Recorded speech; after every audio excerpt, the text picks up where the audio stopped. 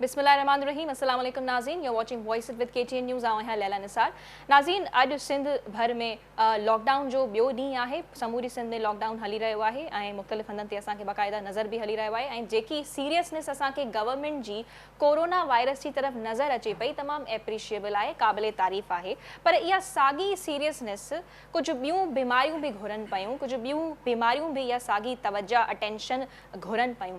नाज़रीन, हिकु बीमारी जंहिंखे तिबी माहिरीन ख़ामोश कातिल साइलेंट किलर सॾनि पिया, जंहिंजो नालो हेपेटाइटिस आहे, कारो कामड़, जंहिंसां अव्हांखे बि यकीनन ख़बर हूंदी त इहा बीमारी केतिरी कॉमन आहे असांजे मुआशरे में, न सिर्फ़ु मुआशरे में बल्कि दुनिया भर में। पर असीं जीअं त हिकु रीजनल चैनल ते वेठा आहियूं त पाकिस्तान ऐं स्पेसिफिकली सिंध जी ॻाल्हि कंदासीं त छा अंग आहे। जेकॾहिं कुझु फैक्ट्स एंड फिगर्स अवां सां शेयर कयां त नाज़रीन, पाकिस्तान जो दुनिया भर में ॿियो नंबर आहे जिते हेपेटाइटिस जा मरीज़ सभ खां वधीक आहिनि ऐं सभ खां वधीक डेथ्स थियनि पियूं, जेको तमामु अलार्मिंग आहे।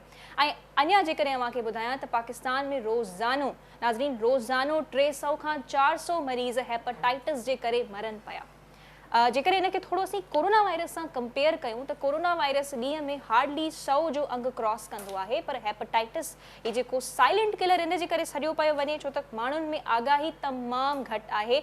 जेसीं ताईं क्रॉनिक स्टेज ते हो पहुचनि कोन पिया तेसीं ताईं इन्हनि जो इलाज कोन कराइनि पिया। अच्छा, one of the reasons hepatitis जे फैलजण में इहो बि ॾिनो वेंदो आहे त कंटेमिनेटेड वाटर, पाणी में गदलाण हुजणु, पाणी ख़राबु हुजणु। ऐं जीअं त मेजॉरिटी जेकॾहिं सिंध जी असीं ॻाल्हि कयूं त सिंध में मोस्टली साफ़ पाणी कोन आहे, साफ़ पाणी ते पीअण जे लाइ माण्हुनि खे एक्सेस कोन आहे, त हीअ बि हिकु वन ऑफ द रीज़न्स आहे हेपेटाइटिस जे फैलजण जो। सो पाणी में गदलाण हुजणु सभु जीअं अव्हांखे मिसाल ॾींदी हलां त गंबट में कुझु वाटर फिल्टर्स लॻाया विया त पाणी साफ़ माण्हुनि खे मुहैया करे सघिजे।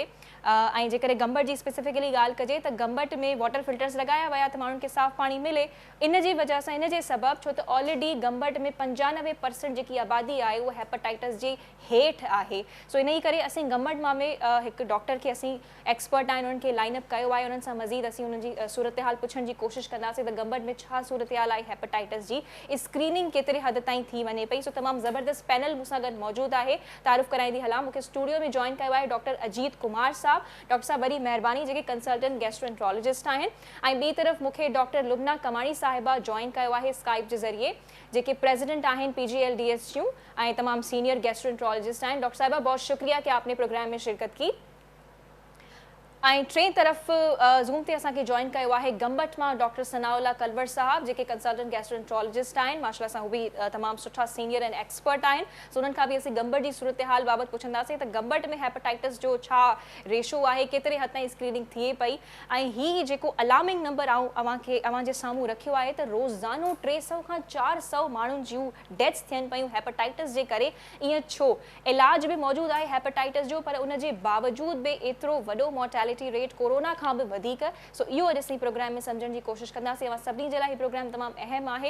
इन प्रोग्राम खे ज़रूरु ॾिसजो ऐं सम्झो त हेपेटाइटिस छा आहे, केतिरा क़िस्म थियनि पिया, छा इन जो ट्रीटमेंट आहे।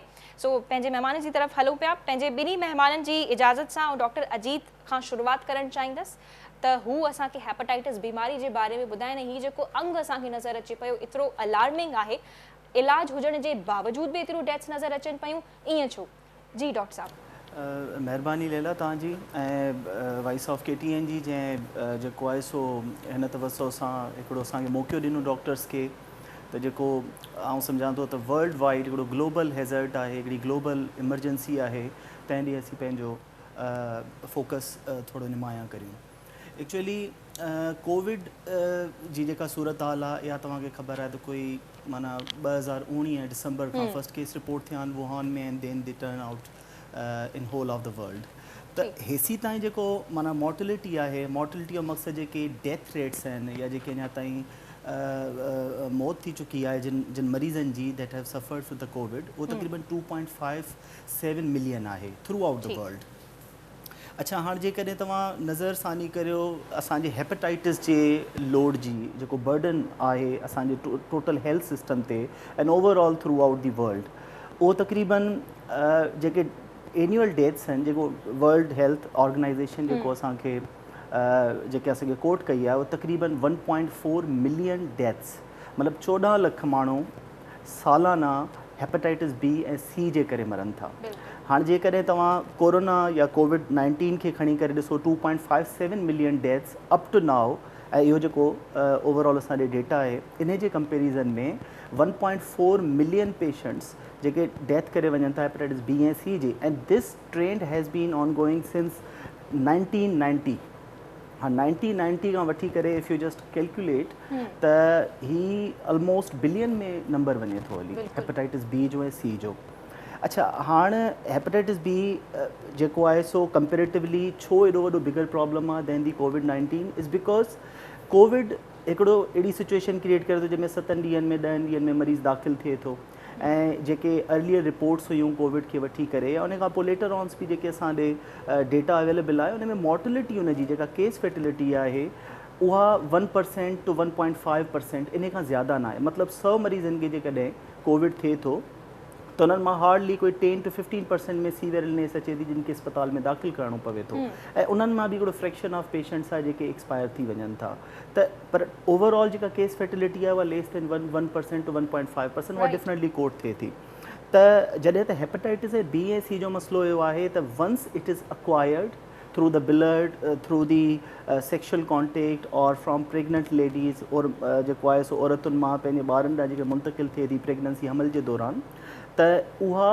बीमारी उनखे छॾे नथी for many decades this virus remains in your liver में रहे थो ऐं पोइ उहो पंहिंजा कॉन्सिक्वेंसिस पैदा करे थो ऐं समाओ उन जूं कॉम्प्लिकेशन्स आहिनि जंहिंमें जिगर जो सुकिड़िजी वञणु तिली वधी वञणु रत जूं उल्टियूं थियणु डॉक्टर साहब अभी समझा रहा है मजीद असीं ॿियनि डॉक्टर्स खां बि ॼाणण जी कोशिश कंदासीं। डॉक्टर लुबना मैं आपकी तरफ आना चाहूँगी कि इतनी डेथ्स ये जो अलार्मिंग नंबर मैंने शुरू में कोट किया कि 300 to 400 डेथ्स रोजाना हो रही हैं which is a huge number so आप अपनी एक्सपर्टीज से बताइए why is that so. The issue is कि हमारे पास पाकिस्तान में तकरीबन 15 मिलियन लोग हेपेटाइटिस से मुतासर हुए हैं और उसमें से बहुत सारे लोगों को तकरीबन 80-90% लोगों को पता ही नहीं होता कि उनको हेपेटाइटिस है और जब पता लगता है तो उनका लिवर काफ़ी हद तक डैमेज हो चुका होता है। जब वो अस्पताल में आते हैं खून की उल्टी या घुनूदगी के झटके या जिगर में कैंसर का है ना मर्ज डेवलप हो चुका होता है या पेट में पानी तो उस वक्त तक जिगर में सिरोसिस डेवलप हो चुका होता है और जिगर बुरी तरह डैमेज हो चुका होता है। उस वक्त पेशेंट को लिवर ट्रांसप्लांटेशन की ज़रूरत होती है। हेपेटाइटिस हम क्यों कहते हैं साइलेंट किलर, क्योंकि लोगों को खून में मौजूद होता है और लोगों को पता ही नहीं चलता, आहिस्ता आहिस्ता वो डैमेज करता रहता है, लिवर को खोखला करता रहता है। इसलिए हम कहते हैं इस साल का जो 28 जुलाई को 2 दिन पहले हमने वर्ल्ड हेपेटाइटिस डे मनाया है, उसमें हेपेटाइटिस कांट वेट ये क्यों रखी है थीम दुनिया में, क्योंकि कोरोना तो चलता रहेगा, कोविड तो चलता रहेगा बेसिकली, हम हेपेटाइटिस को रोक नहीं सकते, उसकी स्क्रीनिंग और उसकी टेस्टिंग जरूरी है। WHO ने एक गोल रखा है कि 2030 तक हमें हेपेटाइटिस सी दुनिया से एलिमिनेट करना है, जैसे हमने स्मॉल पॉक्स को एलिमिनेट किया, जैसे दुनिया ने पोलियो को इराडिकेट किया है, हमने अभी तक पोलियो को खत्म नहीं कर सके। 11 मुल्क इस पे काम करना शुरू कर दिया है हेपेटाइटिस सी एलिमिनेशन में। अनफॉर्चुनेटली बदकिस्मती से पाकिस्तान का नाम उन 11 मुल्कों में नहीं है। जो WHO कहता है आपको 90% पॉपुलेशन को स्क्रीन करना है, तो आप सोच सकते हैं कि 200 से ज्यादा मिलियन पॉपुलेशन हमारे पाकिस्तान में मौजूद है, उसमें से 90% को आप स्क्रीन करेंगे और कम से कम 80% लोगों को आप ट्रीटमेंट देंगे। सिर्फ स्क्रीन करना भी वो ठीक नहीं है, स्क्रीन करके जिन लोगों को आता है उसको लिंक टू केयर करें, यानी उसको ट्रीटमेंट भी दें। इस हिसाब से हम चलेंगे तो 2030 में हम जाके हेपेटाइटिस सी को खत्म कर सकेंगे। ठीक। पूरी दुनिया में पाकिस्तान का दूसरे नंबर पे।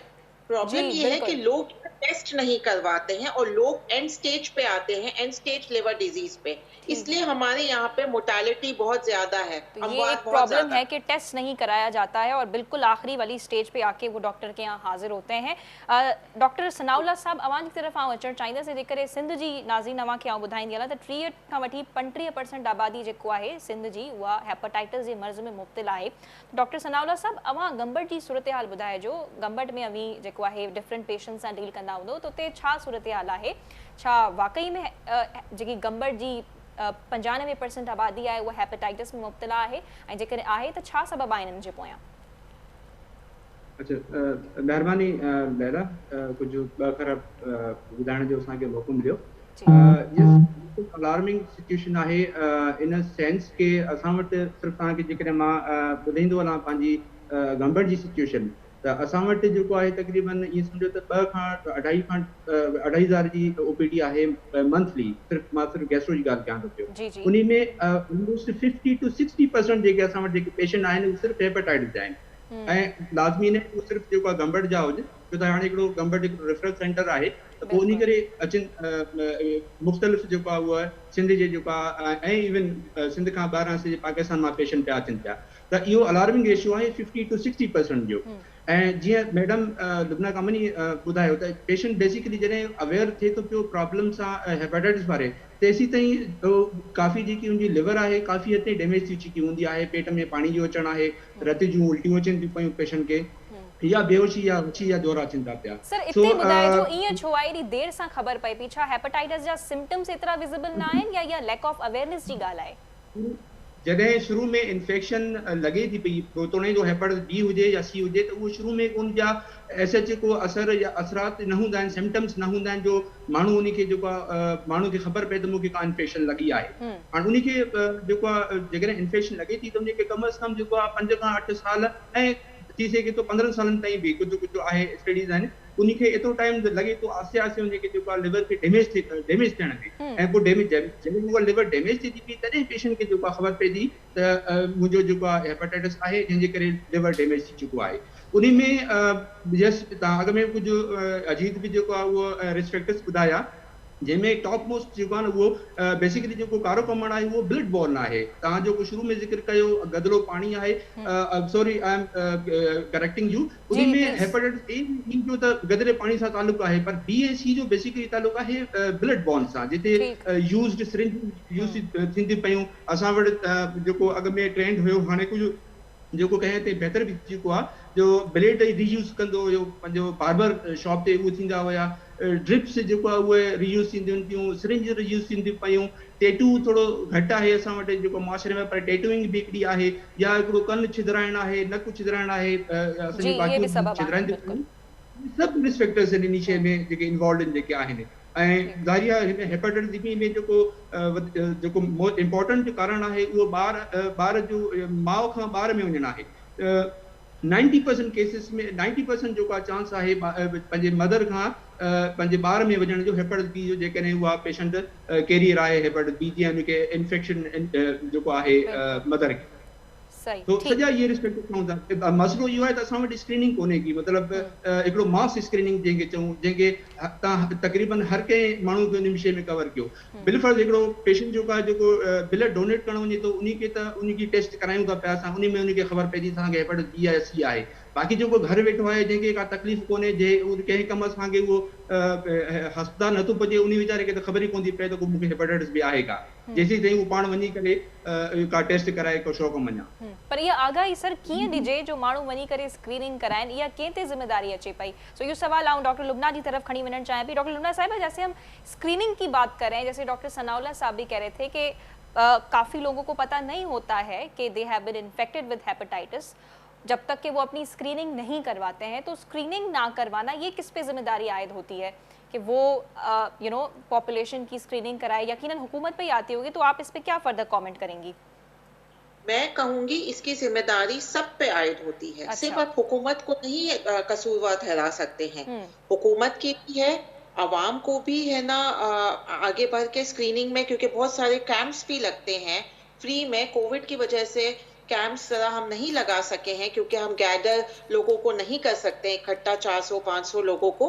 तो 2 साल में हमारे कैंप्स की मिकदार भी कम हुई है, और डॉक्टर्स के ऊपर भी है, क्योंकि डॉक्टर्स के पास जब पेशेंट आते हैं तो डॉक्टर्स को भी चाहिए कि वो स्क्रीनिंग करें। अब अकॉर्डिंग टू इंटरनेशनल गाइडलाइन, हर प्रेग्नेंट लेडी की हेपेटाइटिस B और C की स्क्रीनिंग करना लाजमी है। वो इसलिए लाजमी है क्योंकि वो यंग वुमन होती है चाइल्ड बेयरिंग एज में, तो जब उसको आप स्क्रीन करेंगे तो आपको पता लग जाएगा सारी वुमेन की कि उनको हेपेटाइटिस B, C है कि नहीं। प्लस जो न्यू बॉर्न बेबी है, उसकी भी आप फिर टेस्ट वगैरह उसको भी आप फॉलो अप में रख सकेंगे। तो अब इंटरनेशनल गाइडलाइंस में है कि हर प्रेग्नेंट लेडी की स्क्रीनिंग होनी चाहिए।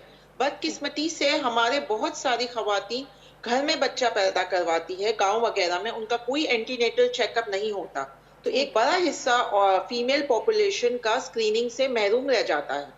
प्लस आप देखें कि बहुत सारे मल्टीनेशनल कंपनी में एम्प्लॉयमेंट के लिए वो आप हेपेटाइटिस बी सी की स्क्रीनिंग करवा रहे हैं। बहुत सारे यूनिवर्सिटीज में, मेडिकल कॉलेज में एडमिशन से पहले वो स्क्रीनिंग करवा रहे हैं। ठीक, तो ये कलेक्टिव रिस्पांसिबिलिटी की बात है, सब पे ये जिम्मेदारी आयद होती है। बजा फरमा रही हैं आप। इन पे इसके सिम्टम्स पे बात करते हैं ना, जे सिम्टम्स से ॻाल्हायूं था त असां कीअं सुञाणियूं त फलाणे शख्स खे या मूंखे हेपेटाइटिस आहे, सिम्टम्स से ॻाल्हाइण जी कोशिशि कंदो। डॉक्टर अजीत, अवांजी तरफ़ इहो सवाल खणी अचणु चाहींदसि त हिकु जीअं डॉक्टर सनाउल्ला फरमायो त ख़बर कोन पवंदी आहे त हेपेटाइटिस आहे, पर जेकॾहिं सिम्टम्स अचनि था त कहिड़ा सिम्टम्स आहिनि, कीअं सुञाणिजे त हेपेटाइटिस आहे? ठीकु आहे। एक्चुअली हेपेटाइटिस हिकिड़ी सिंपल ब्लड इन्वेस्टिगेशन जे थ्रू कंफर्म करे सघिजे थी। ब्लड टेस्ट जे ज़रिए। हा, एक्चुअली सिम्टम्स जेके आहिनि is not a reliable indicator of hepatitis. जेकॾहिं असांखे, छो जो मोस्ट ऑफ दीज़ पेशेंट जॾहिं फर्स्ट स्टेज में जॾहिं हेपेटाइटिस बी और हेपेटाइटिस सी जॾहिं अक्वायर कनि था, हाणे उहे जेके हाई रिस्क फैक्टर्स आहिनि जंहिंजे करे उहे हेपेटाइटिस बी ऐं हेपेटाइटिस सी अक्वायर कनि था, सभिनी खां पहिरीं त उते हिकिड़ी कंट्रोलिंग मैकेनिज़म हुजे ऐं उते हिकिड़ी पॉइंट जेका आहे सा इन्वेस्टिगेशन थियणु खपे। हाणे फॉर एग्ज़ाम्पल हिकिड़ो पेशेंट जेको अक्वायर करे थो हेपेटाइटिस बी, त उहो कंप्लीटली एसिप्टोमेटिक, मतिलबु बग़ैर के अलामत जे फॉर मेनी ईयर्स रहे थो। हेपेटाइटिस सी जी जेका नेचुरल हिस्ट्री आहे उहो तक़रीबन 3 डिकेड्स 30 ईयर्स। सो 30 सालनि ताईं जेकॾहिं हेपेटाइटिस सी फॉर एग्ज़ाम्पल कंहिंजे लिवर में रहे थो and then start appearing symptoms. Symptom असां कंहिंखे था चऊं, सिम्टम हिकिड़ी अलामत आहे जंहिंसां उहा पेट में सूर थी सघे थो, मोशन दस्त थी सघनि था, उल्टी थी सघे थी। ख़ासि तौर ते जेकॾहिं हेपेटाइटिस जे हवाले सां ॻाल्हि कजे त रत जी उल्टी थी सघे थी, अखियूं ज़र्दियूं थी सघनि थियूं, पेशाब जो कलर जेको आहे सो अञा डार्क थी सघे थो, ऐं गॾोगॾु पेट में पाणी ऐं पेट जी सोज़िश थी सघे थी, पेरनि ते वरम अची सघे थो, ऐं बुख घटि लॻणु, वज़न किरणु, त इहे सभई जेके आहिनि से सिम्टम्स आहिनि। बट अनफॉर्चुनेटली बदकिस्मतीअ सां काफ़ी मरीज़ जेके आहिनि से स्टार्ट में प्रेज़ेंट न कंदा आहिनि, ऐं इन करे उहो हिकिड़ो लार्जर चंक ऑफ पॉपुलेशन आहे, पेशेंट्स आहे जेके कंप्लीटली जेके आहिनि से ओवरलुक थियो था वञनि and they never reach to the medical access. छो जो इन शइ जो असां कीअं इन शइ जो असां कहिड़े नमूने सां जेको आहे सो करे सघूं था जो माण्हू अर्ली स्टेज ते पंहिंजे पाण खे डायग्नोस करे ऐं उन खां पोइ इमीडिएटली उनजी ट्रीटमेंट कराए। छो जो हेपेटाइटिस सी जो अॼुकल्ह दुनिया भर में सिर्फ़ु 2 गोरियुनि सां इलाजु थिए थो जेको 3 महीननि खां खाइणो पए थो, ऐं तक़रीबन 95% पेशेंट्स क्योर थियो था। क्योर मतिलबु हेपेटाइटिस बिल्कुलु जड़ खां ख़तमु थी थो वञे। ऐं हेपेटाइटिस बी जी ॻाल्हि करियूं, उहो दरअसल क्योर त नथो करे सघिजे, बट हेपेटाइटिस बी जो जेके उन जूं सिम्टम्स आहिनि, उन जूं कॉम्प्लिकेशन्स आहिनि, लिवर ट्यूमर आहे, कैंसर आहिनि लिवर जा, इहे सभु काफ़ी हद ताईं घटि करे सघजनि था जेकॾहिं उनखे ट्रीटमेंट ॾिनी वञे। ऐं ट्रीटमेंट सिर्फ़ु ऐं सिर्फ़ु हिकिड़ी गोरी आहे, ॿियो कुझु बि कोन्हे, ऐं उहा जुडिशियली जेकॾहिं सिर्फ़ु ज़ान सां सोचे सम्झी करे ॾिनी वञे, पेशेंट उहो वठंदो रहंदो नी ज़िंदगी। डॉक्टर साहब जॾहिं ट्रीटमेंट में मौजूदु आहे पोइ बि मोर्टेलिटी रेट एतिरो हाई, रोज़ाना 300 खां 325 माण्हू मरनि पिया, इन जे पोयां छा सबबु आहे? अच्छा, इन जो जेको मेन सबबु आहे इहो मल्टी फैक्टोरियल आहे। हिन में जीअं डॉक्टर लुबना ॿुधायो त सिर्फ़ु ऐं सिर्फ़ु गवर्नमेंट जी रिस्पॉन्सिबिलिटी कोन्हे, तव्हां यकीन मञो जो असांजी गवर्नमेंट ठीकु ठाकु ने ते कमु कयो आहे पहिरीं बि, ख़ासि तौर ते जीअं असांजो जेको EPI प्रोग्राम आहे, जेको इम्यूनाइज़ेशन प्रोग्राम आहे, हाणे उन में at the time of the berth जेको ॿारु ॼमे थो ऐं उनखे वैक्सीनेशन जो फर्स्ट डोज़ हेपेटाइटिस बी जो थो मिले, उन खां पोइ सब्सिक्वेंटली उनखे फर्स्ट मंथ ते 6 मंथ ते अहिड़े नमूने सां उनखे हेपेटाइटिस बी जो वैक्सीनेशन मिले थो। हाणे जेकॾहिं हेपेटाइटिस बी जी उनखे वैक्सीनेशन मिली वई, दिस चाइल्ड कंप्लीटली क्योर्ड आहे फ्रॉम हेपेटाइटिस बी, माना इट्स ऑलमोस्ट निगलिजेबल कि उन्हनि मरीज़नि में जिन वैक्सीनेशन पहिरें डे ते ऑन देयर बर्थ रिसीव कई आहे त उन्हनि खे हेपेटाइटिस बी अॻियां वञी करे थियो हुजे। So hepatitis B vaccination is that essential thing. हाणे प्रॉब्लम कोई बि वैक्सीनेशन खां कतराइनि पिया, माण्हू कराइनि कोन पिया, कहिड़ी बि बीमारी हुजे। जी बिल्कुलु ईअं ई आहे। त हिकिड़ो त असां ॾे हाणे जीअं आमतौर जी डॉक्टर लुबना ॿुधायो त प्रेगनेंसीअ दौरान हेपेटाइटिस बी ऐं सी मस थी चुकी आहे। हाणे मोस्ट ऑफ असांजा जेके RH आहिनि या जेके सेकेंडरी केयर हॉस्पिटल जेके डिस्ट्रिक्ट लेवल ते कमु कनि था या टर्चरी केयर हॉस्पिटल जेके एकेडमिक हॉस्पिटल्स आहिनि कराची हैदराबाद में, इन मां जेकॾहिं तव्हां RHC ते वेंदव हिकिड़ी त डॉक्टर्स जेके हुते मुयसरु आहिनि, जेको स्टाफ हुते मुयसरु आहे, ऐं जेका हॉस्पिटल जी इंतिज़ामिया आहे उन्हनि खे इन शइ जा, उन्हनि खे स्टेट्स ई ख़बर कोन्हनि, उन्हनि खे नंबर्स ई ख़बर कोन्हनि। इन करे हिकिड़ो स्क्रीनिंग जेको प्रोटोकॉल आहे उहो हुते एग्ज़िस्ट ई नथो करे। ठीकु, हाणे जीअं हिकिड़े मां गुज़िरियल ॾींहंनि में कुझु ॾिठो वेठे, रिसर्च ॾिठी वेठे, त ॾाढो हिकिड़ो सुठो आइडिया, इनोवेटिव आइडिया असांजे ज़हन में आयो त जेके पेशेंट्स कोविड सां तव्हांजे वार्डन में एडमिट पिया थियनि, हाणे जेकॾहिं तव्हां हुनजी कोविड टेस्ट करायो था, उहा कोविड पॉज़िटिव और नेगेटिव थी, दैट्स एनदर इशू, बट जेकॾहिं तव्हां हुनजी ऑन स्पॉट हेपेटाइटिस B ऐं C जी टेस्ट करे विझो, that merely takes like 500 rupees more, ऐं उन सां तव्हांजो छा थींदो, उन हेपेटाइटिस B C स्क्रीन थी वेंदी। For example if it is diagnose this time त डिस्चार्ज में उनखे ट्रीटमेंट ॾेई करे हेपेटाइटिस G भी टेस्ट थियण खपे, बीइंग एन एक्सपर्ट। बिल्कुलु जी, उन सां असांजे हिकिड़ो त असांजे नंबर्स अचणु शुरू थी वेंदा। बिल्कुुल, ऐं डिस्चार्ज ते इफ द पेशेंट सर्वाइव्ड त उहो पेशेंट डिस्चार्ज में या त कंहिं गैस्ट्रोएंटरोलॉजिस्ट खे, कंहिं लिवर स्पेशलिस्ट खे उनखे रिफ़र करे सघिजे थो, या इनफैक्ट ट्रीटमेंट एतिरी आसान आहे जेकॾहिं हिकिड़ो नॉन स्पेशलिस्ट, सिर्फ़ु मेडिसिन स्पेशलिस्ट और एक जनरल प्रैक्टिशनर जेको वेठो आहे गली मोहल्ले में, जेकॾहिं उहो बि उनखे ट्रीटमेंट ॾेई थो छॾे त उनजी बीमारी कंट्रोल थी सघे। तमामु इंपॉर्टेंट ॻाल्हि कई त कोविड सां गॾोगॾु हेपेटाइटिस जी बि टेस्ट थियणु खपे। इहो सवाल आउं डॉक्टर लुबना जी तरफ खणी वञणु चाहींदसि। डॉक्टर लुबना साहिबा, डॉक्टर अजीत का कहना है कि अगर कोरोना के साथ साथ हम हेपेटाइटिस की टेस्ट को भी मैंडेटरी करार दें, उसके साथ ये भी अगर हम कराएं तो हमारे पास एक प्रॉपर स्टैट्स भी जमा हो जाएंगे, तो इस हवाले से आप क्या कहेंगी? क्या ये अच्छी सजेशन है कि कोविड के साथ साथ हेपेटाइटिस की भी टेस्ट को लाजमी करार दिया जाए? बिल्कुल, बहुत साल पहले मैंने हेपेटाइटिस डे पे गवर्नमेंट से अपील की थी कि जब नाज़ा का शनाख्ती कार्ड बनता है 18 साल की उम्र में, तो सब लोगों का एक दफ़ा हेपेटाइटिस B और C का टेस्ट हो जाना चाहिए। उससे हमें अपने मुल्क में सही पता लगेगा कि एक्चुअली हमारे मुल्क में कितना हेपेटाइटिस है, और ये हमें करना होगा, क्योंकि 2030 में हमारे पास गोल है कि WHO का कि हमें ख़त्म करना है, और बाकी मुल्क ख़त्म कर देंगे। मुझे ये डर है कि कहीं पोलियो की तरह पाकिस्तान कुछ चंद मुल्कों में ना रह जाए जिसमें हेपेटाइटिस बाकी रहे और बाकी मुल्कों में ख़त्म हो जाए। तो ये बहुत इम्पोर्टेंट है, क्योंकि जब आपको सही अंदाज़ा होगा कि कितने लोगों को हेपेटाइटिस है, फिर ही आप ट्रीटमेंट की तरफ आएंगे और एलिमिनेशन की तरफ आएंगे। ठीक, सही। अच्छा, टाइप्स जो सवाल जेको आहे, आउं डॉक्टर सनाउल्ला जी तरफ़ खणी वञणु चाहींदसि। त डॉक्टर सनाउल्ला, हेपेटाइटिस जा केतिरा क़िस्म थियनि पिया ऐं सभ खां ख़तरनाक क़िस्म कहिड़ो आहे?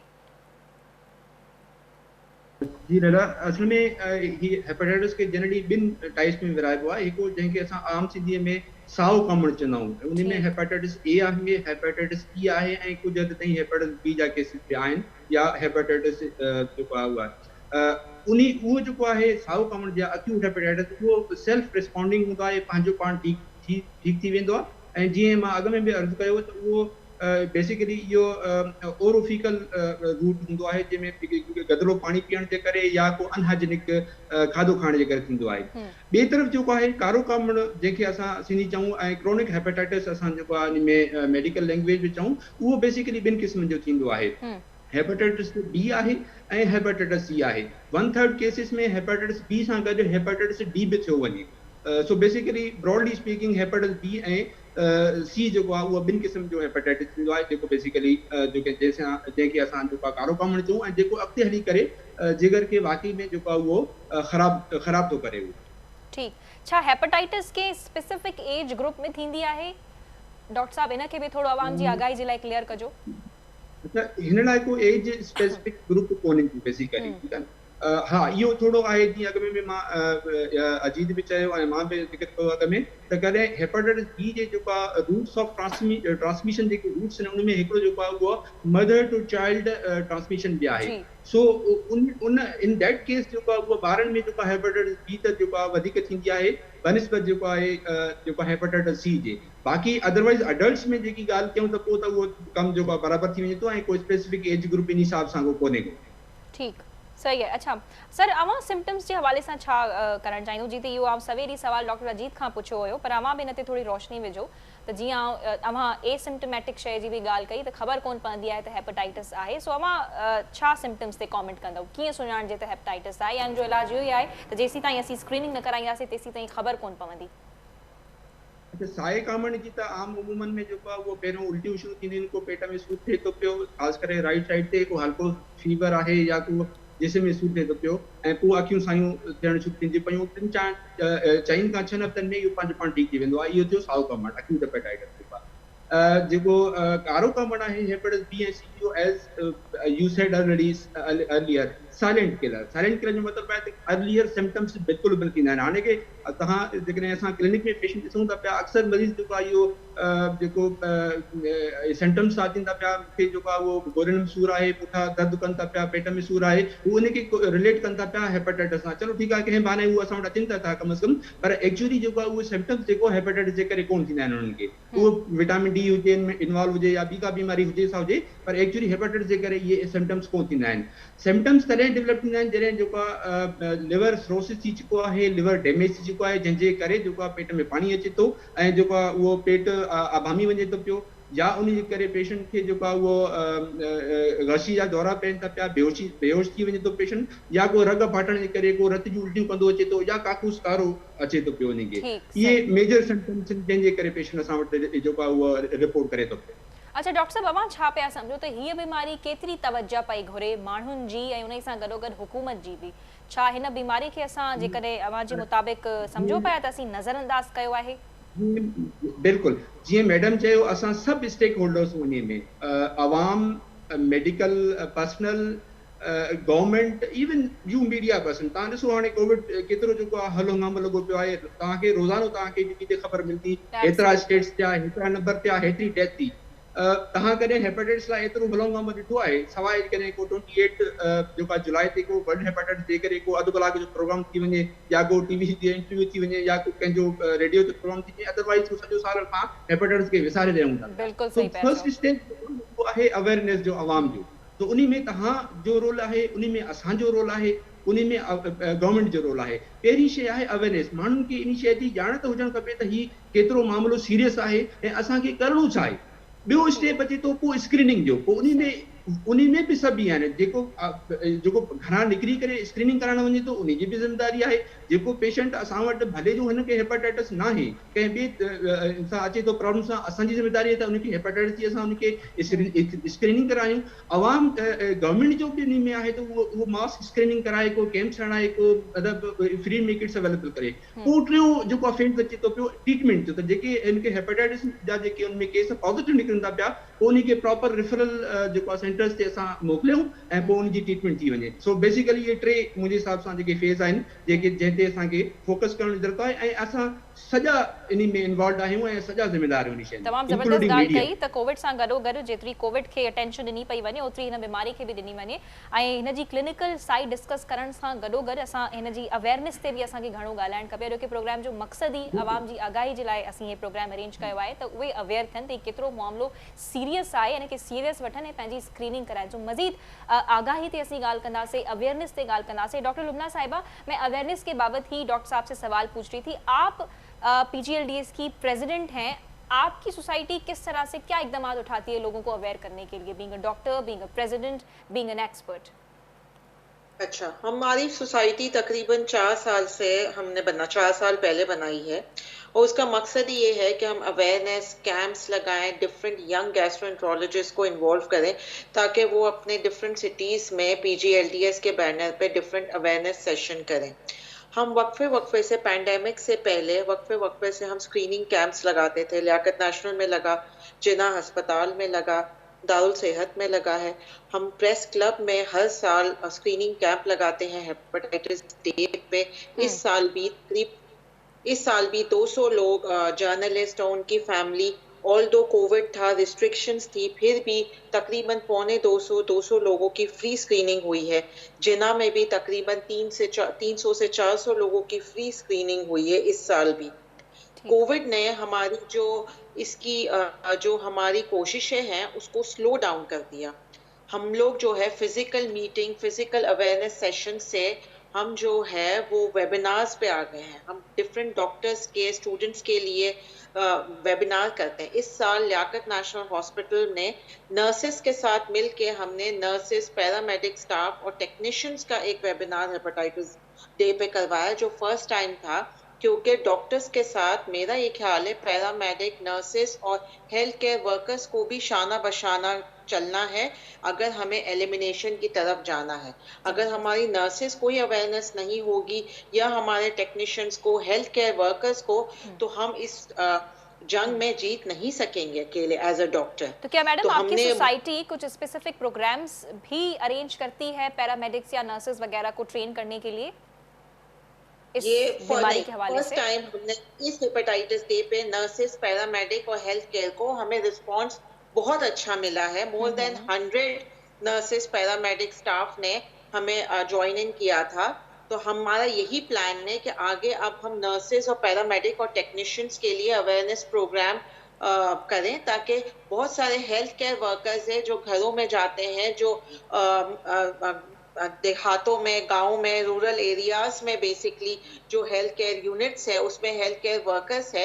इम्पोर्टेंस ऑफ वैक्सीनेशन हमने डिस्कस की इन लोगों के साथ। That's very important. Importance of vaccination पे एक ब्रेक के बाद बात करेंगे। हमारा बिल्कुल, इस साल हमारा इनिशिएटिव बहुत अच्छा था। सूरत हाल खड़ी कोविड जी हुजे, कोविड जे मामले में भी वैक्सीनेशन ते माण्हुनि काफ़ी लापरवाही जो मुज़ाहिरो कयो। सिमिलरली हेपेटाइटिस में भी शायद असांखे इहो नज़र अचे पियो। सो मज़ीद एक्सपर्ट्स खां सम्झण जी कोशिश कंदासीं त वैक्सीनेशन जो अमल केतिरो ज़रूरी आहे, चाहे कहिड़ी बि बीमारी छो न हुजे। पर्टिकुलरली जेकॾहिं हेपेटाइटिस जी ॻाल्हि कजे त उन में एक्सपर्ट्स जो छा चवणु आहे। सो डॉक्टर सनाउल्लाह साहब, आउं इहो सवाल अव्हां जी तरफ़ खणी अचणु चाहींदसि त वैक्सीनेशन जी छा अहमियत आहे? जी इंसानियत जी जेको सफरिंग जी, त पोइ एहतियात जेको आहे उहो इलाज खां बहितर आहे, इहो सभिनि ॿुधो हूंदो। त हिन में एहतियात जेको आहे उहो इम्पोर्टेंट आहे। वैक्सीनेशन इनमें ज़रिया प्राइमरी इम्पोर्टेंस रखे थी पई। अलॉन्ग विद जेके असां रिस्क फैक्टर्स जी ॻाल्हि कईसीं, उनखे कंट्रोल करण खां गॾोगॾु जेको आहे वैक्सीनेशन जो इन में इंतिहाई अहम रोल आहे। फॉर्चुनेटली हेपेटाइटिस बी जी वैक्सीनेशन अवेलेबल आहे ऐं असां वटि जेके उन में प्राइमरी जेको असां जेको स्टेप खणी सघूं था पिया आवाम जी तरफ़, मतिलबु तव्हांजी आवाम जी तरफ़ मां चवंदो हलां, त उन में जेको ॿारनि जी वैक्सीनेशन जो प्रोग्राम आहे, EPI प्रोग्राम, उन में हेपेटाइटिस बी जी वैक्सीनेशन बि इंक्लूडेड आहे। त हिकु इन हिसाब सां असांजी सभिनि जी ड्यूटी थिए थी त जेको असांजो ॿारु नओं ॼाए थो पियो उनखे प्रॉपर वैक्सीनेशन करायूं, जंहिंमें हेपेटाइटिस बी जी वैक्सीनेशन बि आहे ऐं उन सां उन सॼी ज़िंदगी लाइ जेको आहे हेपेटाइटिस बी जे कम अज़ कम उन तरफ़ां जेको आहे बेफ़िक्र थी थो वञे। उन खां अलावा हेपेटाइटिस ए ऐं हेपेटाइटिस ई जी बि वैक्सीनेशन अवेलेबल आहे, पर यूजुअली हूअं एतिरी उन जी ज़रूरत न हूंदी आहे, छो त उहा मां जीअं अॻु में ॻाल्हि कई त उहा सेल्फ रिस्पॉन्डिंग हूंदी आहे, पंहिंजो पाण ठीकु थी वेंदी आहे हेपेटाइटिस ए या ई जी ॻाल्हि कजे त।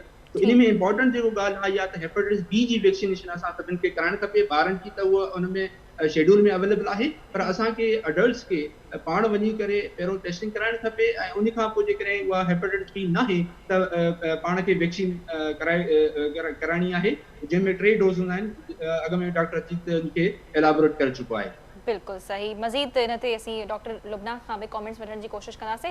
डॉक्टर लुबना साहिबा, वैक्सीनेशन की इंपॉर्टेंस पे भी कमेंट कीजिएगा और आखिर में आप लोगों को क्या पैगाम देना चाहेंगी वो भी बताइएगा। जी।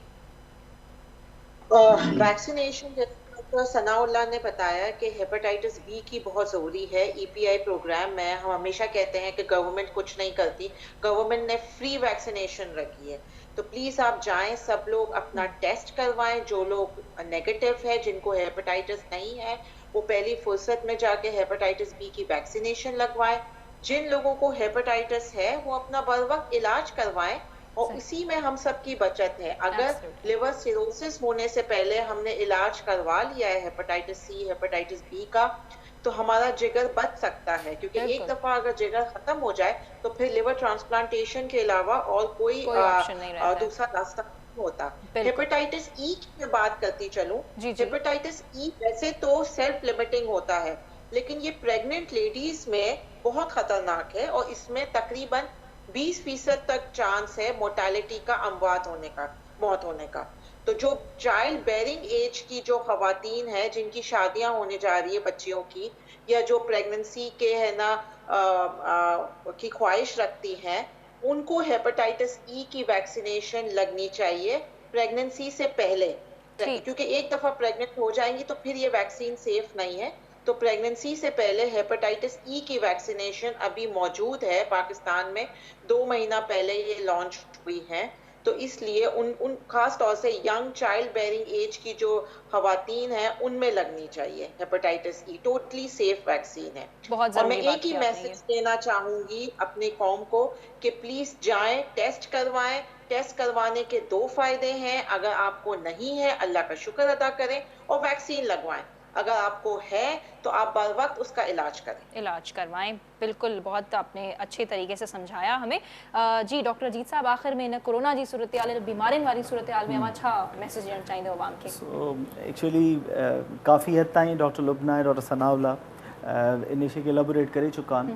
अच्छा, उनखे थोरो फर्दर इनखे थोरो एलेबोरेट करण जी कोशिशि कंदुसि त वैक्सीनेशन सिर्फ़ु वाहिद हल कोन्हे।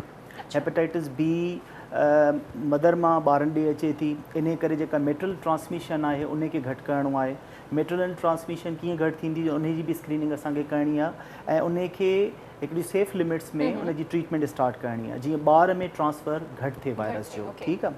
ॿियो इहो आहे त जेको ॿारु ॼमे थो उन दौरान उनखे फर्स्ट डोज़ ऑफ वैक्सीनेशन मिले ऐं उन खां सवाइ उनखे पैसिव इम्यूनाइज़ेशन मिले, जेके इम्यूनोग्लोबुलिन्स हूंदियूं आहिनि। जेकॾहिं कि मदर जा टाइटर ज़्यादा आहिनि हेपेटाइटिस बी जिन में ज़्यादा आहे मिक़दार, त उन में चांसिस ज़्यादा हूंदा आहिनि ट्रांसमिशन जा, इन करे उनखे इम्यूनोग्लोबुलिन्स मिलनि। अच्छा, ॿियूं कुझु जेके शयूं इन सां गॾोगॾु अचनि थियूं जंहिंमें तव्हांजी सेफ इंजेक्शन यूज़ आहे। अॼु ॾींहं ताईं बि असांजी काफ़ी डिस्पेंसरीज़ ते तव्हां ॾिसंदो BD सिरिंज यूज़ थींदी आहे। BD सिरिंज इहा हूंदी आहे जेका बार बार इस्तेमालु थी सघे थी। AD सिरिंज जेका नई मुतारिफ़ कराई वई आहे, दुनिया भर में थिए थी, पाकिस्तान में अवेलेबल आहे, जेका सिर्फ़ु सिंगल यूज़ हूंदो आहे। उनजो प्लंजर हिकिड़ो भेरो अंदरि वञे हली, उहो ॿाहिरि वरी नथो निकिरी सघे, उहा रीयूज़ नथी थी सघे। ऐं इहा छो इनखे पाबंद बनाइणो आहे एवरी डिस्पेंसरी ते across the health system, because जेकॾहिं इहे सिरिंज जेकॾहिं रोड रस्ते ते कचिरे दॿे में किथे तव्हांखे मिलंदियूं त इहे ज़्यादातर जेके हीरोइन एडिक्ट आहिनि, जेके IV ड्रग अब्यूज़र्स आहिनि, उहे इन्हनि शयुनि जो इस्तेमालु कंदा। इन सां उन ट्रांसमिशन जी बेतहाशा उनजी ट्रांसमिशन थिए थी। ॿियो जेको असां ॾे कॉन्सेप्ट आहे पॉइंट ट्रीटमेंट जो, जेका मां ॻाल्हि करे चुको आहियां ऑलरेडी, त ही का स्पेशलिस्ट जी ट्रीटमेंट कोन्हे। जियां डॉक्टर लुबना चयो त भाई सारी आवाम को ये है कि जाकर अपनी टेस्ट करवा लें। अगर तव्हांजी टेस्ट पॉजिटिव अचे थी, you get a treatment. This is the point treatment, this is the point elimination. ऐं इहा जेकॾहिं पॉइंट ट्रीटमेंट थी वई, हेपेटाइटिस C जो हुनखे कोर्स मिली वियो 3 महीननि जो, हेपेटाइटिस B जी हुनखे ट्रीटमेंट मिली वई, we can save that life ऐं उन सां एसोसिएटेड उनजी पूरी फैमिली जी लाइफ असां सेव करे सघूं था। अच्छा, ओवरऑल सिचुएशन लास्टली आउं उन ते कमेंट कंदुसि कोविड जे हवाले सां। काफ़ी सारी डेटा आहे असां ॾे मौजूदु, जेका इहा चवे थी त पेंडेमिक जे दौरान, कोविड पेंडेमिक जे दौरान ठीकु ठाकु इहे सॼियूं जेके इम्यूनाइज़ेशन फैसिलिटीज़, पॉइंट स्क्रीनिंग ऐं जेका बर्थ कंट्रोल, बर्थ वैक्सीनेशन, इहे ठीकु ठाकु जेके आहिनि से कंप्रोमाइज़ थी वियूं आहिनि। इन जे करे हाणे छो जो मोस्ट ऑफ असांजा जेके माण्हू आहिनि ऑलरेडी ॾिना पिया आहिनि इन कोविड खे वठी करे, ज़्यादातर उहे होम डिलीवरीज़ ॾांहुं वञनि। होम डिलीवरी में जेका दाई ऑपरेट कराए थी, उहा कंहिं हेपेटाइटिस B वैक्सीनेशन मां ॼाणे ई कोन थी। सही। ऐं उन सां रिस्क ऑफ ट्रांसमिशन वधियो थो वञे। न उहा मदर हिकिड़ी प्रॉपर एंटीनेटल केयर जेका आहे सा पैदाइश खां पहिरीं जेका आहे सा केयर वठी सघे थी, न उनजी पेरीनेटल केयर, न ॿार जी उहा केयर थी सघे थी, न उनखे first dose of hepatitis B vaccination मिले थो। ऐं इहे सभु जेको आहे सो फर्दर डिले थींदो थो अचे।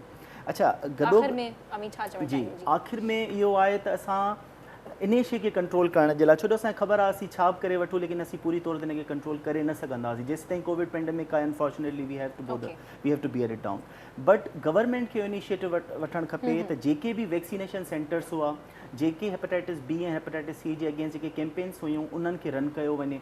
ऐं जेके बि वैक्सीनेशन सेंटर्स जेके गवर्नमेंट मतिलबु जेके बि डिस्ट्रिक्ट लेवल ते या जेके बि रूरल ऐं अर्बन लेवल ते आहिनि, उन्हनि सभिनी खे रिज़्यूम कयो वञे त जीअं उहे वैक्सीनेशन एटलीस्ट उन्हनि जूं क़ाइमु ऐं दाइमु रहनि। छो जो जेकॾहिं कोविड जे दौरान 2-3 सालनि जे दौरान जेकॾहिं कंहिंखे वैक्सीनेशन नथी लॻे, त असां कुझु 10-15 सालनि में हिकिड़ो ठीकु ठाकु टोल ॾिसंदासीं हेपेटाइटिस B C जे मरीज़नि जो। छो जो इहे ई मरीज़ अॻियां वञी करे ज़बरदस्त ॻाल्हियूं अवई कयो पिया ऐं बिल्कुल भी इंटरफेयर न पई करण चाहियां। टिनि मेहमाननि जी वॾी वॾी महिरबानी, तीनों मेहमानों का बहुत शुक्रिया। डॉक्टर सनाउल्ला साहब, अवां जी भी वॾी महिरबानी, तव्हां पंहिंजे पेशेंट्स के यकीनन ॾिसो पिया, असांजे लाइ टाइम कढियो। डॉक्टर लुबना, आपका भी बहुत बहुत शुक्रिया कि आप भी अपने पेशेंट्स को देख रही थी और उस दौरान आपने हमारे लिए वक्त निकाला, बहुत शुक्रिया आपका।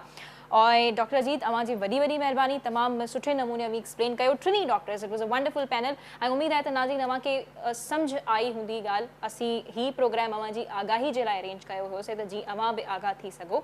ऐं ॿियो हुकूमत बि जेतिरी तवजा ॾिए पई कोविड जी तरफ़, ओतिरी हुननि खे हिन बीमारी जी तरफ़ बि ॾिनी वञे, जी त डॉक्टर्स हिन खे साइलेंट किलर चवण करार ॾिनो आहे। उनजे करे बि त छो त अवेयरनेस घटि आहे, अवेयरनेस हूंदी त माण्हुनि खे ख़बर पवंदी त हू पंहिंजी स्क्रीनिंग बि वक़्ताइतो कराए सघंदा ऐं वक़्ताइतो इलाज बि हुननि खे फ़राहम कयो वेंदो। सो सॉल्यूशन्स तव्हांजे लाइ मौजूदु आहिनि, सिर्फ़ु तव्हांजे उथण जी देरी आहे, तव्हीं उथो, स्क्रीनिंग करायो, टेस्ट करायो, वैक्सीनेशन्स अवेलेबल आहिनि, खोड़ सारा प्रोग्राम्स आहिनि, सिर्फ़ु तव्हांजे उथण जी देरी आहे त पंहिंजो पाण खे बि बचायो त जीअं अवी हिकु महफ़ूज़ ज़िंदगी गुज़ारे सघो। सो पंहिंजो फीडबैक ॾियण असांखे न विसारींदा।